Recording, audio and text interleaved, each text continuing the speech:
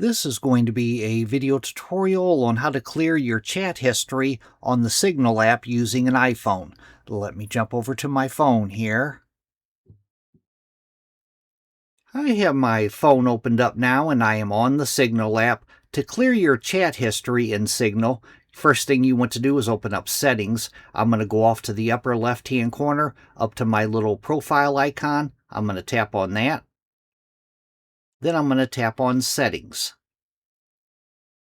Now on the settings page, right down here, Chats, you want to tap on Chats.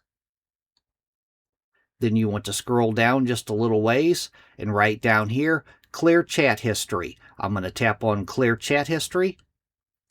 A little dialog box will pop open asking, are you sure you want to delete all chat history, messages, media, calls, etc.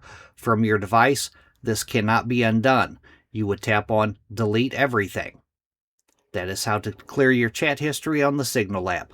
Thanks for watching.